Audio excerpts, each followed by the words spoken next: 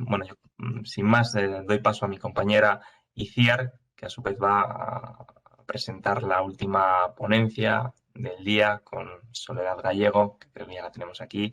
Y bueno, pues muchísimas gracias, le digo, por la participación y la aceptación que está teniendo estas jornadas. Bueno, pues muchas gracias, Jacobo, muchísimas gracias, Virginia, por esta estupenda exposición. Creo que muy inspiradora para todos y que, bueno, en fin, es algo, creo que es por ahí, no sé ¿Me exactamente, escucho bien? igual es mi ordenador, no hay problema. Decía que eso, muchísimas gracias, Virginia, también por la exposición. Bueno, hoy tenemos el privilegio de estar en nuestra primera jornada con una periodista de excepción, con Soledad Gallego Díaz, a quien le agradecemos profundamente que haya aceptado nuestra invitación. Imagino que todos conocerán a esta profesional de la información, pero vamos a realizar una presentación para expresar de forma resumida su brillante trayectoria en el marco del periodismo español. La dilatada carrera de Soledad Gallego Díaz empezó cuando era una estudiante y durante el franquismo en la agencia de comunicación Piresa, donde la despidieron por secundar una huelga.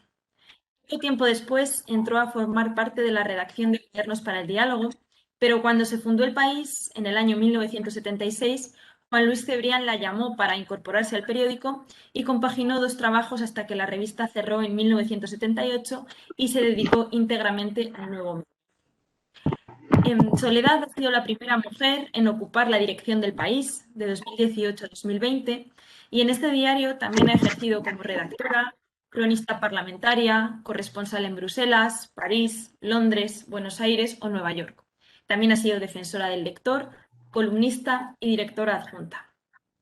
A su vez, esta periodista cuenta con diversos galardones que avalan su trayectoria, como el Salvador de Madariaga, el Margarita Rivier, el Ortega y Gasset, y en 2020 ha recibido dos nuevos premios: el que concede la Asociación Amix de la Universidad Autónoma de Barcelona y el Ciudad de Málaga. Los organizadores de este último certamen señalaban que la habían premiado por sus valores de servicio público, liderazgo social, rigor, independencia y contribución a la mejora de la sociedad.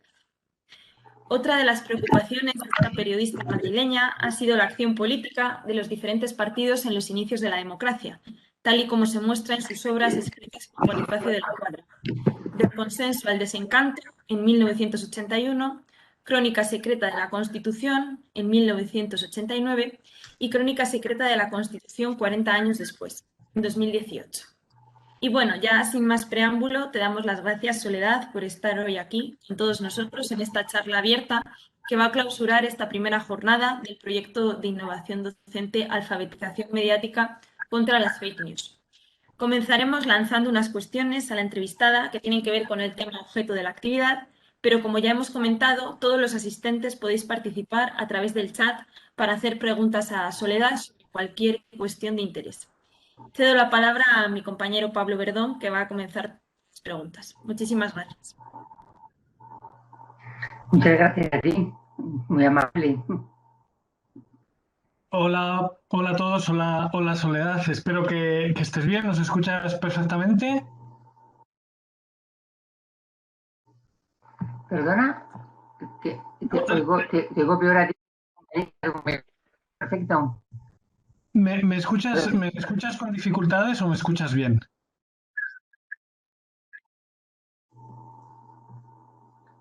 Tengo algún problema con tu micrófono porque no te oigo. En cambio, hay cierre perfectamente. Yo estoy oyendo como un ruido. Igual es eso lo que está haciendo alguna interferencia. No sé exactamente de dónde proviene. No lo sé, creo que tenemos solo tres abierto el micro. Bueno, a ver si vamos a lanzar las preguntas. Si no nos escuchas bien, avísanos y si no te las paso a ti, Ciar, y se las haces tú, si es a lo mejor un problema con mi conexión. Bueno, en primer lugar, como ya sabe, bueno, dentro de este proyecto de innovación docente tenemos como objetivo luchar contra las fake news como base de un trabajo más general sobre la alfabetización mediática, no tanto de los estudiantes de periodismo de la Universidad de Valladolid, pero también bueno, de la sociedad en general. El término fake news, como lo hemos visto durante toda la mañana en las distintas ponencias, parece que es demasiado reciente y es verdad que es un término que sobre todo explota pues, a raíz de 2016 de la campaña de Donald Trump, ¿no? Pero sabemos que lamentablemente también estos bulos, y como ya también decía David Blanco en la primera charla, la mentira ha existido siempre y los bulos, por tanto, también. Sobre todo estos bulos que lo que pretenden es condicionar, bueno, pues la opinión pública general, ¿no?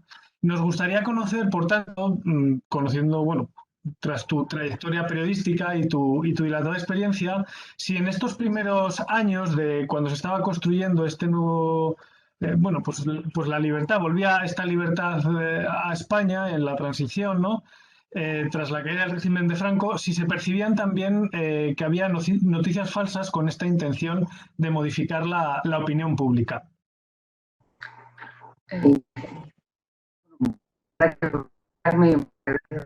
Por esta intervención interesante, que tú dices si en la época de la transición, por ejemplo, existía la diferencia enorme entre los bulos clásicos, por decirlo de alguna manera, y las fake news, es que el fenómeno de fake news está agrandado por las redes sociales. En la época de la transición no existían directamente, o sea que los bulos se expandían a una velocidad muchísimo más pequeña. La capacidad exponencial que tienen de difundirse en estos momentos no tiene nada que ver con lo que sucedía antes de la existencia. Creo que eso es el menos definitorio que diferencia una otra. La expansión, la velocidad con la que se produce la expansión de la fake news en relación con el bulo. Existían, siempre han existido bulos, por supuesto que sí, que siempre han existido noticias falsas, mentiras, siempre. Pero te digo que la capacidad de reproducción era muy menor y la capacidad de influencia que tenían también era mucho menor, porque al tener que pasar por el filtro de los medios más clásicos, esos filtros actuaban como una especie de barrera que paraba buena parte de esos bulos. Ahora los bulos llegan, las fake news llegan directamente, sin pasar por ningún tipo de filtro que antes no se podía imaginar que podía suceder, ¿no? Ahora sí, ahora no existe ningún filtro. Hay filtros que pone las diferentes redes sociales, pero son filtros totalmente insuficientes, ¿no? Claro, en relación a esto... No. Sí, sí. Déjame dejar, este es un tema que yo creo que no sé si lo habéis tratado a lo largo de estas jornadas, pero que yo creo que es muy importante, que es la dificultad que tenemos los periodistas para hacer nuestro trabajo. Estamos continuamente de las fake news. Si todo nuestro trabajo consiste en desmentir fake news, si vamos a dedicar esfuerzos, personal, recursos a desmentir fake news, no tenemos material, recursos, tiempo para dedicarnos a investigar lo que sí que deberíamos estar investigando o lo que sí que deberíamos estar, de lo que deberíamos estar hablando. Entonces, uno de los grandes problemas es ese, porque, por ejemplo, hablaba Virginia del tema de que un congreso sobre que la Tierra es plana, pero no tiene sentido que los medios de comunicación le dediquemos 5 segundos a eso. No deberíamos dedicar 25 segundos a una discusión de la Tierra es plana. No lo es. Y no es un motivo de interés público el reproducir que hay un congreso sobre la Tierra es plana. No dediquemos esfuerzos, cámaras, tiempo a explicar que hay un congreso sobre la Tierra es plana, dediquémonos a ese cámara experto a otra cosa que sea más interesante, que porque sea capaz de relacionarse con la vida de la gente. Si los periodistas nos dejamos llevar por el mundo de las fake news, vamos a perder el contacto con los lectores, con nuestros televidentes, con nuestros oyentes, porque no vamos a hablar de sus problemas, pero que son de verdad sus problemas. Y para hablar de sus problemas, que nosotros decidir lo que es de interés público y no permitir que nos lo impongan continuamente a través de un bombardeo brutal de fake news, ¿no? Yo creo que eso es uno de los problemas más graves que tenemos en este momento, cómo consiguen dominar nuestras agendas. Consiguen dominar nuestras agendas de una manera como no ha sucedido nunca antes, y yo creo que eso es una de las primeras batallas que deberíamos dar los periodistas impedir que nos controlen las agendas, impedir que las agendas estén elaboradas en otros lugares que en las propias redacciones. Somos las propias redacciones, son los propios periodistas los que deben establecer lo que creen que es la agenda de interés público. Y eso, si dejamos pasar si dejamos de conectar con eso, estaremos perdiendo nuestra razón de ser. Creo yo. Claro, esa reflexión que acaba de hacer, bueno, como que lo apuntaba también Virginia en el chat, es muy interesante. Y yo creo que está un poco relacionada con lo que hablaba en la primera ponencia que hemos tenido precisamente hoy. Se hablaba sobre un estudio que había habido de un investigador que es David Blanco, que creo que está presente, o por lo menos está conectado, y que seguro que él lo sabe explicar mucho mejor. Pero lo que decía es que, por un lado, los propios periodistas, lo que en esa explicación veían, hacía una serie de entrevistas a los periodistas españoles para conocer su opinión acerca de las noticias falsas. Mira, ahí le vemos a David. Entonces, bueno, sí que se hablaba de que para los periodistas, precisamente uno de los problemas que veían en su trabajo era precisamente, a lo mejor, pues esa precariedad y esa velocidad de la información que, claro, no les permitía dedicarse en concreto a su investigación y sobre todo a las redes sociales. Y sobre las redes sociales, sobre lo que comentaba de que los medios de comunicación serios no deberían entrar al juego de las noticias falsas, claro, también ocurre que yo creo que es la principal novedad de las redes sociales, y es que se ha pasado de que los medios de comunicación fueran los que tuviesen el monopolio de la información, ¿no?, y del impacto en la opinión pública, entre comillas, ¿no?, los que proyectan esa opinión, a que cualquiera desde un perfil de las redes sociales puede aportar un comentario, puede incluso crear una noticia falsa y que llega a tener tanto impacto, a lo mejor, como una noticia que sale en El País. Entonces, claro, ese problema que se encuentran, yo creo que el problema es que los medios de comunicación se están encontrando con que les están haciendo una competencia muy seria en cuanto al peso en la opinión pública, ¿no?, de sus decisiones. No sé qué opina, bueno, y sobre todo David, si quiere intervenir a este respecto, ya que le he visto que ha puesto la cámara. No sé. Una cosa es la competencia y otra es la manipulación. No se trata de competencia. Si es competencia con información, me parece muy bien.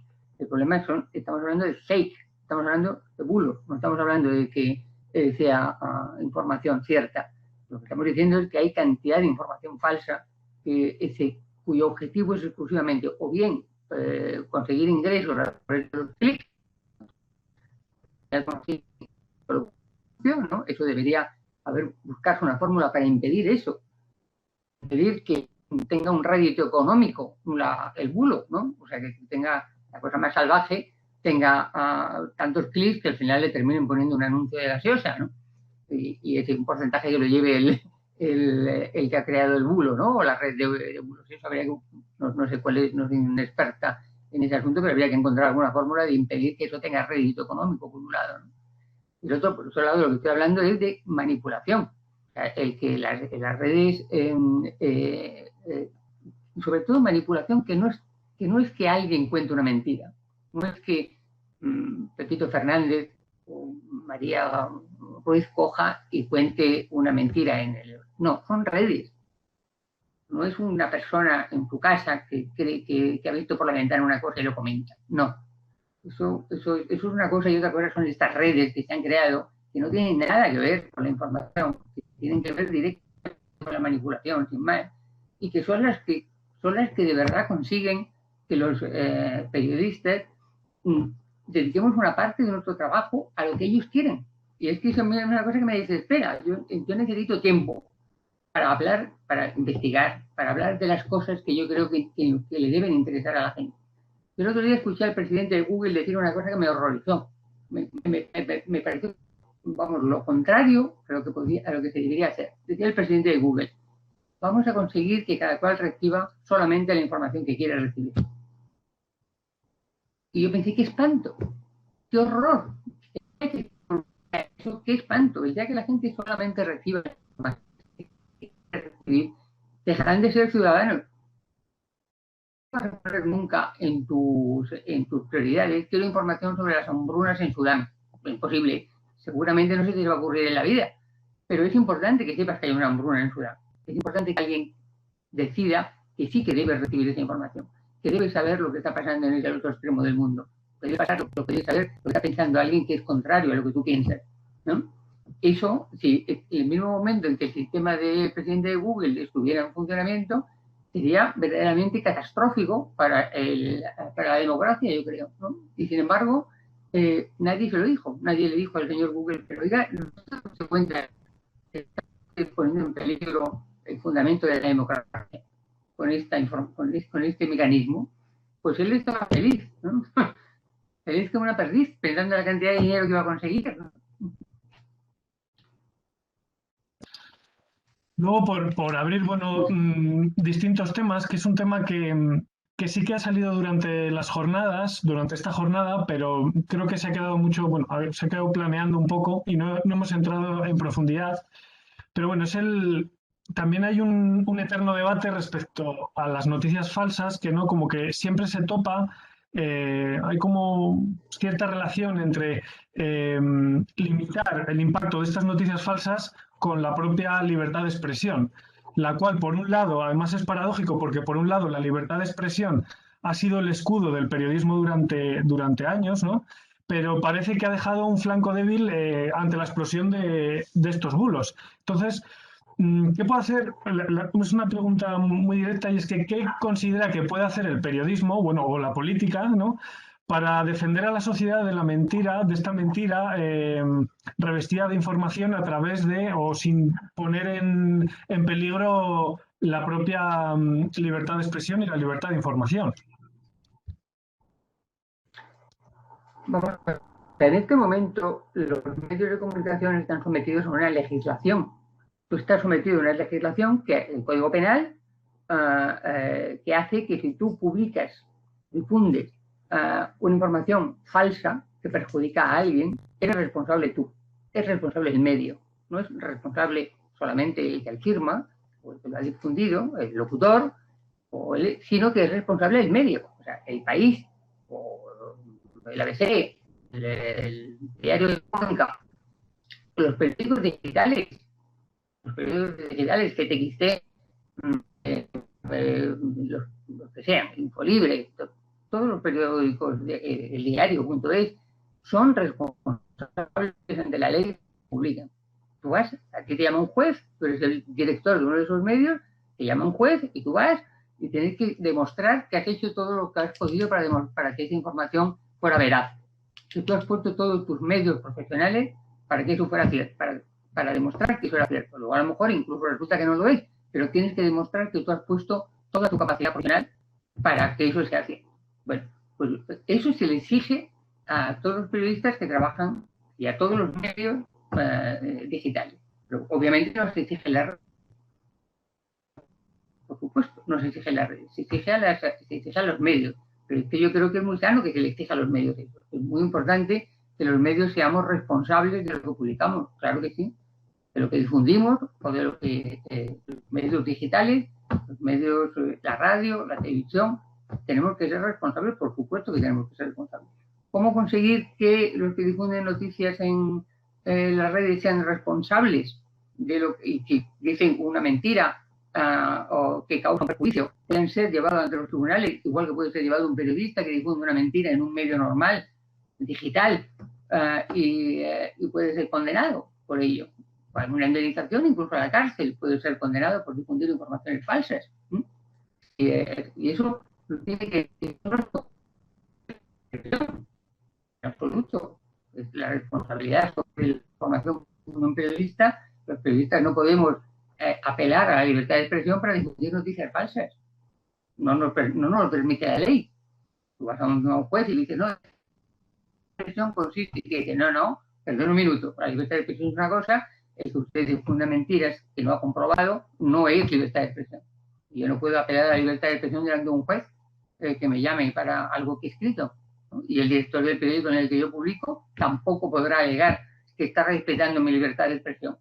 Tendrá tendrá que ir ante el juez y explicar que ha hecho todo lo posible para estar seguro de que eso era verdad.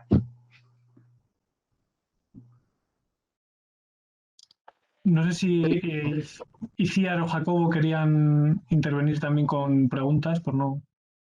Yo sí que tenía algunas cuestiones en mente porque hemos diagnosticado muy bien el problema. Bueno, gracias, Soledad. Pero Hola, Jacobo.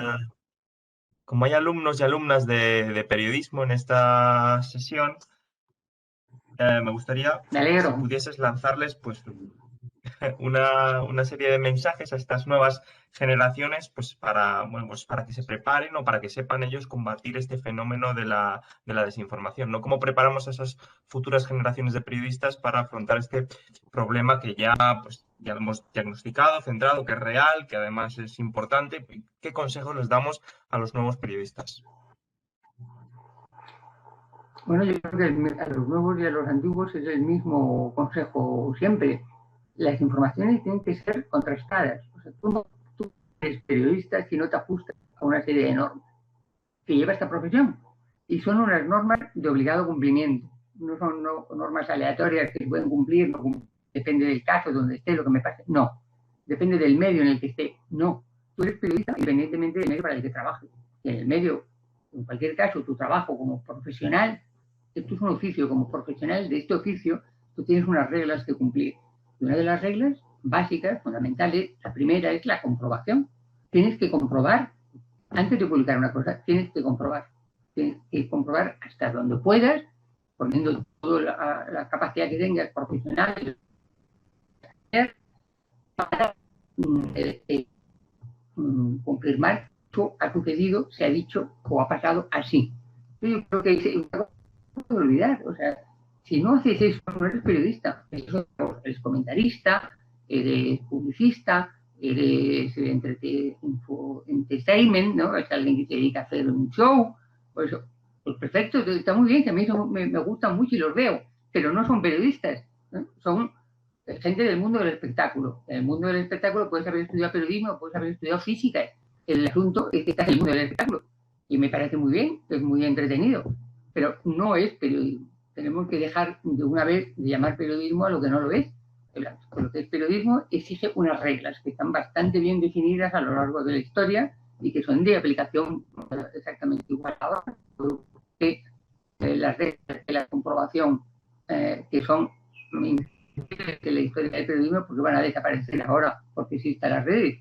Las redes pasará lo que pase, que los periodistas tienen las obligaciones que tienen. Tú has elegido ese oficio porque quieres hacerlo, tienes unas reglas que tienes que respetar. Esto es así, creo yo.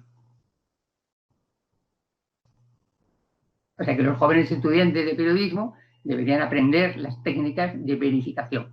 Deberían saber bien cómo hay que intentar verificar las informaciones, cómo se hace, qué procedimientos hay que seguir, en fin, todos los elementos que la experiencia también te va, no solamente los estudios, también la experiencia te va y el contacto con otros periodistas experimentados te va ayudando también a eso. Tú la primera vez que vas a cubrir una guerra y eres un periodista joven y nuevo, lo que haces es aproximarte también al periodista con más experiencia. Te ayudan, ¿no? Te ayudan a hacer tu trabajo de manera más segura y también a cómo se comprueban las cosas en un escenario de violencia, por ejemplo, ¿no? Todo eso hay que aprenderlo, bien en las escuelas para ello, bien en los medios en los que trabajas, bien simplemente de la experiencia de otros compañeros que la quieren compartir. Muchas gracias, Bueno, Soledad, yo estoy muchísimas completamente gracias. de acuerdo. Sí, nada, iba a decir que muchas Adelante. gracias por haber aceptado la invitación.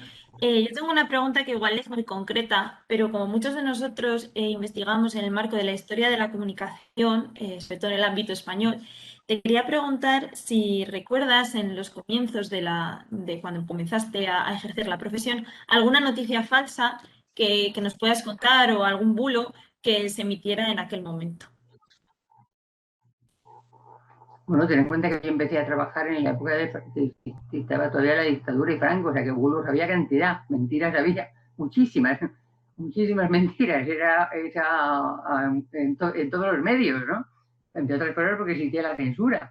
Entonces, no es ya solamente que existiera la mentira, lo que básicamente lo que existe es falta de información, ¿no? Lo que una parte de la información no se podía publicar. Aquí mi experiencia con la dictadura fue siniestra, ¿no? O sea, soy verdaderamente, cuando dicen que da lo mismo trabajar en una dictadura que no, digo que no saben de lo que hablan, porque realmente trabajar en una dictadura es, primero, demoledor y descorazonador, va en contra de todo lo que tu trabajo, tu oficio, todo lo que has aprendido, y luchar contra eso es tu primera obligación. O sea que cuando eres periodista en una dictadura tienes dos obligaciones. Una, luchar por esta expresión, y dos, luchar por acabar con la dictadura. Pues, claro, no tiene nada que ver una época con otra, ¿no?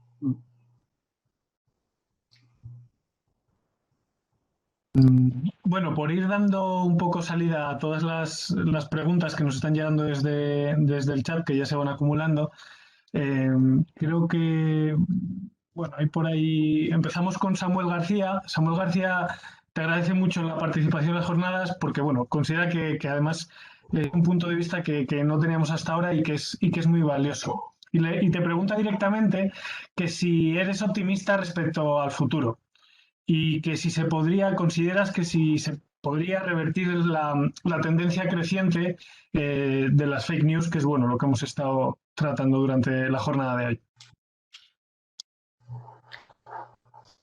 Sí, yo no soy pesimista en el sentido de que creo que hay muchísimas cosas que se pueden hacer, ¿no? Yo no creo que la obligación de los medios de comunicación sea alfabetizar a los lectores o a los oyentes. Eso nosotros no enseñamos a leer, enseña a leer la escuela. No sé, yo creo que es en la escuela y es en los sistemas educativos donde se debe empezar a explicar a los ciudadanos, dentro de la educación para la ciudadanía, que tampoco gustan algunos sectores, bueno, que sepan que existen las cadenas de noticias falsas y que empiecen a aprender también desde la escuela la alfabetización digital y lo que supone también de posibilidad de difusión en magnitudes hasta ahora nunca conocidas de noticias falsas que intentan perjudicar, crear caos o interferir en procesos electorales, por ejemplo, ¿no? Es una de las cosas que se ha hecho. Bueno, yo creo que eso se puede hacer, yo creo que eso forma parte de la educación digital imprescindible que tienen que tener los nuevos ciudadanos, ¿no?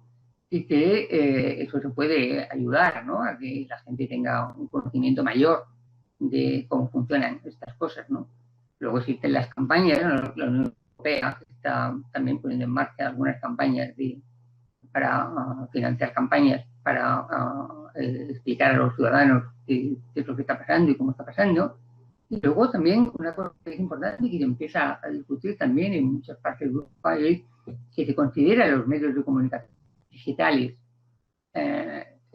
o considerados como, no como redes sociales, sino como medios de comunicación, no es lo mismo que la participación directa en las redes sociales, los medios de comunicación digitales tengan un apoyo, porque son una de las bases de la democracia. Los medios de información, la radio, cadenas informativas de televisión, los medios de comunicación, bien sean escritos, de papel, de menos, o los digitales, sean la traducción de grandes medios que antes eran de papel o sean de nueva planta directamente digitales, todos esos medios. Hay una experta francesa que se llama Julie Cars, que es una especialista en medios de comunicación y además es la mujer de Marc Piketty, y que eran una pareja formidable los dos. Y ella hace una campaña, por ejemplo, tiene varios libros publicados y hace una campaña sobre que se tiene que considerar a los medios de comunicación y la pluralidad de los medios de comunicación como un bien democrático a proteger. Tiene que haber formas medios de comunicación de diferentes tendencias, por supuesto que plurales. Una de las cosas muy importantes es evitar la concentración excesiva de los medios de comunicación, ¿no? Porque eso también es un peligro, siempre lo ha sido, ¿no? Siempre han existido leyes antimonopolio en los medios de comunicación, ¿no? No podías tener al mismo tiempo una cadena de radio con más de tantos oyentes, una cadena de televisión con más de tantos telespectadores, en fin. Todo eso es necesario que funcione, ¿no? yo creo que sí que hay muchas cosas que para garantizar que el proceso de elaboración de información sea profesional, o sea, más gente que tenga diferentes opciones ideológicas, y está muy bien que eso exista, todos los medios pueden tener la misma línea editorial, por supuesto que no, pero sí debe haber un trabajo profesional interno que se ajuste a las mismas reglas, ¿no? Relacionado con la información. Y no soy pesimista, ¿no? Yo creo que se pueden hacer muchas cosas, y creo que también que los nuevos periodistas que van accediendo a la profesión son perfectamente conscientes de las dificultades con las que tropiezan y son perfectamente conscientes de que existen unas reglas. Yo hablo mucho de eso, yo creo que la gente me mira como diciendo, ya está ella con la historia de que el periodismo tiene reglas, pero sí, el periodismo tiene reglas, no es como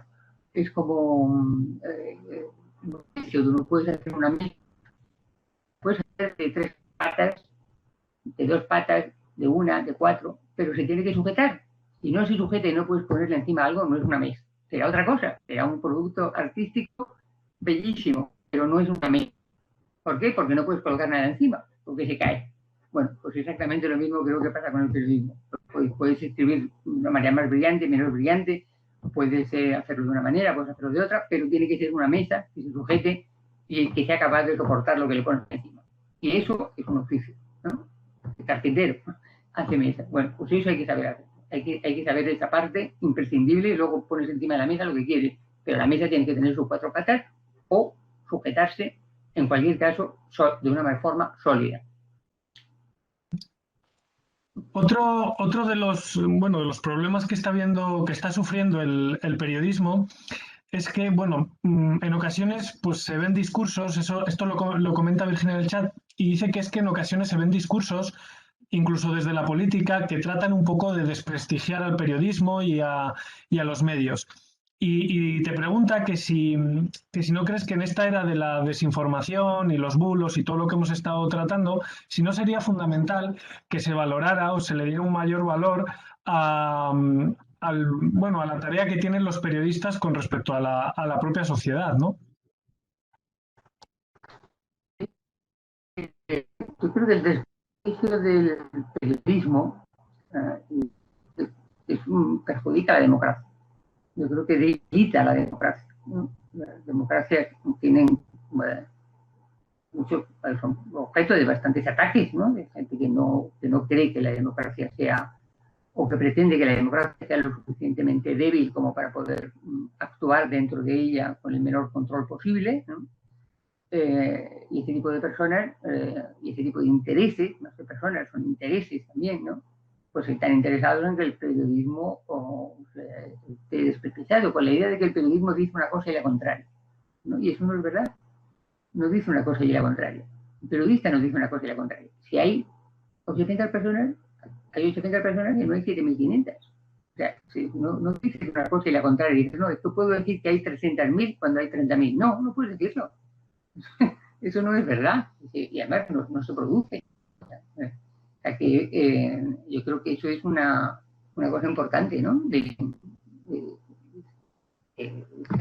ser consciente de que el periodismo es un elemento fundamental de la democracia. Y las democracias por supuesto, sin libertad de expresión, que es la base sobre la que se asienta todo, ¿no? La libertad de expresión, como habíamos quedado, lo cual no quiere decir que tenga derecho a difundir mentiras en los medios de difusión, ¿no? En los medios de comunicación. Los medios de comunicación se ajustan con unas normas legales, pero sí que es verdad que el desprestigio del periodismo en general, como una entelequia al margen de cada uno de los medios en los que se reproduce, pues eso yo creo que perjudica claramente a la democracia y que tiene una intención, ¿no? No es algo que ocurra sin motivo. Yo creo que ocurre porque hay intereses que prefieren que los medios de comunicación no sean capaces de explicar lo que sucede, de conectar con los ciudadanos explicándoles lo que está pasando, no lo que le quieren contar que está pasando, no lo que yo en una columna estamos todos ahora, o sea, a Marruecos Seguramente le sienta muy mal que esté el presidente del Frente Polisario en un hospital español. Pero lo que le viene estupendamente es que con el tema de Ceuta, en Marruecos ya no se habla de Gaza, ya no se habla de lo que está haciendo Israel en Palestina. Pero es que resulta que Marruecos acaba de establecer relaciones con Israel. Evidentemente que no tiene que se hable lo menos posible de lo que está pasando en Palestina, lo que está pasando en Gaza. ¿Por qué? No le gusta. Pero, ¿eso quiere decir que no hay que hablar de Ceuta? Por supuesto que hay que hablar de Ceuta. Por supuesto que hay que hablar de Ceuta, de lo que está pasando. Pero no olvidar lo que está pasando en Gaza. No tapar una cosa con la otra. No se tapan. Hay que separarlas y hay que explicarlas qué relación pueden tener una con la otra, ¿no? Yo creo que eso es la labor de los periodistas, porque son capaces de ofrecer también el contexto, de relacionar cosas, ¿no? Y el periodismo también una buena parte de relacionar, ser capaz de relacionar cosas, ¿no? O preguntarle a la gente que sabe para poderlas relacionar. Otra inscrita en la jornada, Paula Pérez, sacaba, bueno, recogía las palabras que comentabas del director de Google sobre que se recibirá la información que cada uno quiera recibir, y lo relacionaba un poco con todo la teoría del sesgo de confirmación de cada uno a la hora de elegir los medios.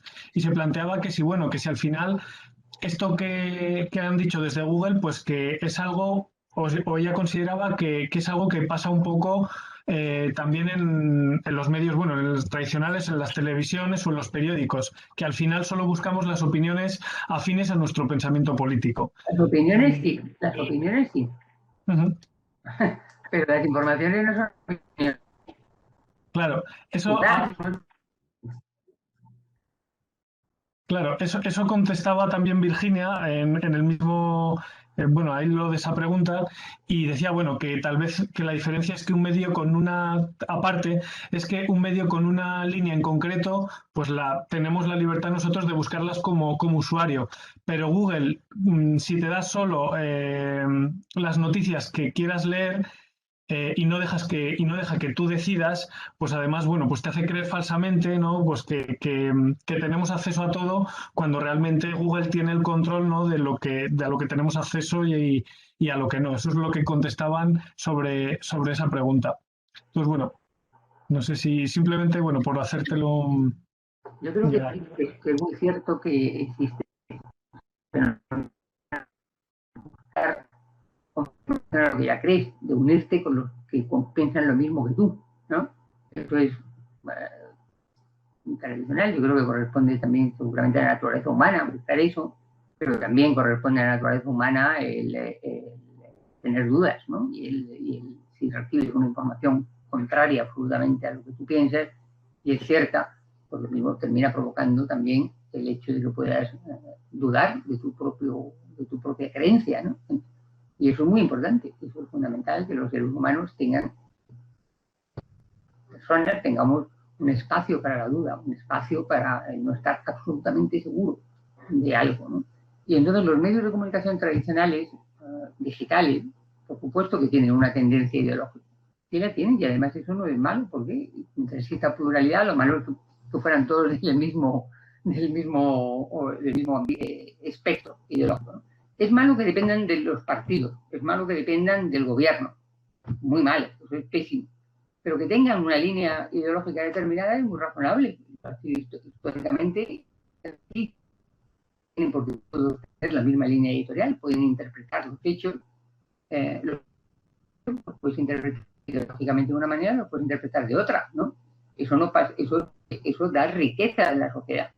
Pero por muy caracterizado, en opinión, que esté un medio, no va a dejar de hablar de la guerra de Gaza. No va a dejar de contar que hay una hambruna en Etiopía o en Sudán. No va a dejar de explicar cosas de las informaciones básicas de la agenda del interés público, las va a dar sin ninguna duda, las va a dar, ¿no? La cosa es que luego la línea editorial, uno compra el periódico o abre el periódico, se suscribe al periódico o accede libremente al periódico, con el que conecta más desde el punto de vista. Y eso está bien, porque los periódicos digitales o no digitales han tenido siempre una relación de cierta complicidad con el lector, ¿no? Pero una cosa es eso y otra cosa es darle solamente lo que quiere. O sea, tú te levantas por la mañana, abres Google y te cuentas exactamente con la información que quieres recibir.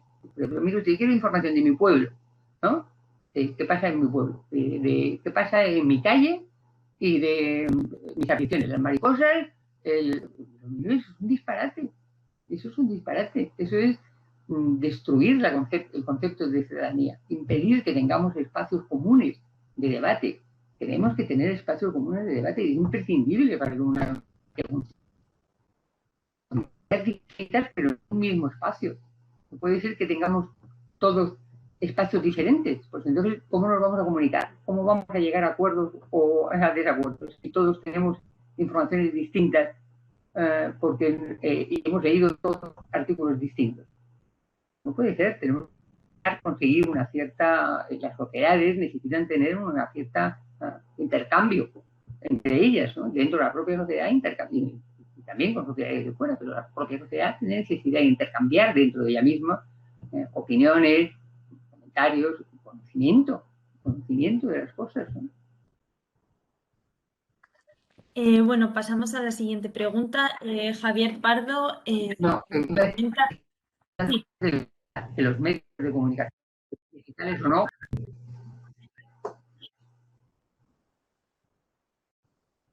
Es que creo que te va un poco con retrasos. No, perdona, iba simplemente a decir que los medios de comunicación son imprescindibles. ¿Eh?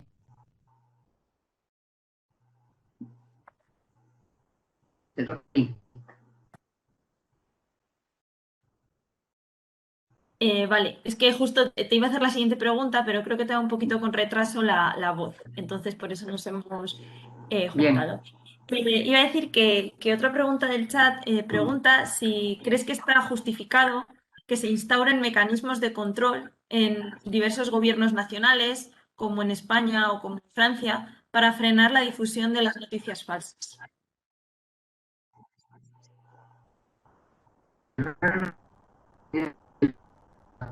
¿Lo repite? Sí, no hay problema. Decía que Javier Pardo pregunta si crees que está justificado que se instauren mecanismos de control por parte de los gobiernos para frenar la difusión de las noticias falsas. No. Cuanto menos intervengan en esto es lo mejor. Porque los gobiernos tienen unos intereses muy concretos y no resisten jamás la tentación. Cualquier gobierno no resiste nunca la tentación de hacer lo que les conviene, ¿no? No, eso tiene que ser las noticias falsas, ¿no? Tienen que ser como pues, está en un código, son normas que aplican los jueces o y tú te responsabilizas de lo que difundes, te responsabilizas ante los jueces de lo que dices, ¿no? No ante el gobierno, muchísimo menos, ¿no? Otra cosa es que el gobierno haga campañas de alfabetización, ¿no? Como las que financia la Unión Europea. Bueno, la alfabetización contra los fake en general, ¿de acuerdo? Eso está bien. Que las escuelas se expliquen esos asuntos, me parece muy bien. Pero eso no quiere decir que él directamente vaya a decidir que es fake y que no es fake, porque siempre va a decidir que es fake. Y no es fake lo que le beneficia. Y eso es algo, por lo que se ve, innato a todos los gobiernos del mundo en todos los sitios. Entonces, como eso es así, la experiencia demuestra que los gobiernos tienen una tendencia verdaderamente que no pueden dominar para considerar fake lo que no les conviene, pues hay que tener muchísimo cuidado con eso porque los gobiernos no son ningún filtro aconsejable para estas cosas, ¿no? Sí, la verdad es que estoy completamente de acuerdo contigo. Damaris quiere preguntarte, Soledad, ¿qué opinas sobre los medios que se dedican a desmentir bulos y fake news, como pueden ser Neutral o Maldito Bulo? Los que se dedican a desmentir, creo que son medios muy útiles, ¿no? Hace ya tiempo que existen, ¿no? Este tipo de medios están en Estados Unidos. Hay grupos que se dedican a eso. Me parece muy bien, ¿no? Pero eso no puede sustituir al periodismo de buscar los temas. O sea, está muy bien que haya medios que se dediquen específicamente a desmentir bulos. Me parece muy bien. Pero eso no puede ser el objetivo de los medios de comunicación, porque si, como decíamos antes, en el mismo momento en que eso se convierta en tu objetivo en un medio de comunicación, automáticamente pierdes la agenda, pierdes tu propia agenda, pierdes la posibilidad de usar los temas que quieres. Porque no tienes tantos recursos como para hacerlo todo, ¿no? No puedes estar desmintiendo bulos todo el rato dedicando 30 periodistas a eso, si luego tienes que, pues son 30 periodistas que no has dedicado a averiguar otras cosas que sí que le afectarían a la gente, ¿no? ¿Qué está pasando en un barrio? ¿Qué pasa con una medicina? ¿Qué pasa con el dinero que se ha prestado a los bancos?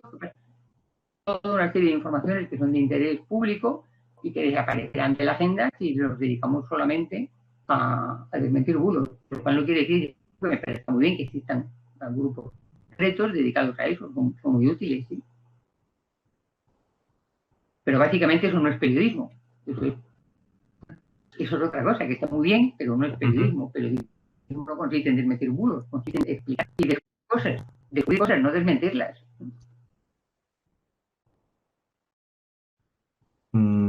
Lanzo yo una de las últimas, Soledad, una última pregunta, además de uno de nuestros ponentes en el día de hoy, David Blanco, que vuelve a insistir en la importancia de la veracidad como base del periodismo. Sin embargo, nos dice a veces ese periodismo riguroso, serio, de calidad, como que no llega a la mayoría de la población, o que vende más ese periodismo rápido del clickbait que señalabas antes. ¿Cómo hacemos para generalizar o para que la mayor parte de la población consuma ese tipo de periodismo veraz y serio? El periodismo amarillo ha existido, es una cosa nueva. Pero una cosa es el periodismo amarillo, que tú sabes perfectamente lo que compras, tú sabes completamente, o sea, si tú, o el periodismo rosa, si tú compras una revista del Corazón, sabes lo que estás comprando, ahí no hay ningún engaño, lo compras, lo lees, si tú compras yo qué sé, el Bild, un periódico alemán, o compras el Sun, un periódico británico, News of the World, otro periódico británico, sabes perfectamente lo que estás comprando y no compite con el Financial Times, no compite con el Guardian, no compite con The Independent, son medios distintos, ¿no? El problema es cuando se crea esa confusión, cuando se mezclan las dos cosas. Y resulta que alguien que está hablando de tonterías, se presenta a sí mismo como un periodista de investigación la más de serio. Y dice, pero no, perdone, si eso es una estupidez, si eso es una tontería como un piano, ¿no? O sea, no, ¿cómo se va a presentar usted como un periodista de investigación serio si lo que está usted comentando es una tontería impresionante, ¿no? Pues no, ya. Eso es entretenimiento. Y me parece, yo te digo que yo no tengo nada que objetar contra el entretenimiento, pero Ana Obregón es licenciada en biológica, pero ella no se presenta a sí misma como licenciada en biológica, ella se presenta como actriz y hace muy bien, que es una actriz. Y si se presentara como licenciada en biológica, yo le diría, hombre, no, tu opinión sobre la biología, sinceramente, no me interesa nada, ¿no? Porque no estás en ese mundo. Bueno, pues tú puedes ser y dedicarte al entretenimiento, pues me parece perfecto, ¿por qué no? Pero lo que no puedes hacer es decirme que eres un periodista que ejerce el periodismo de acuerdo con unas normas. Pues no, eres un actor, un presentador, un showman, fantástico, estupendo. Les pagan un dineral, además, mucho más que a los periodistas, estupendo para ellos, mejor.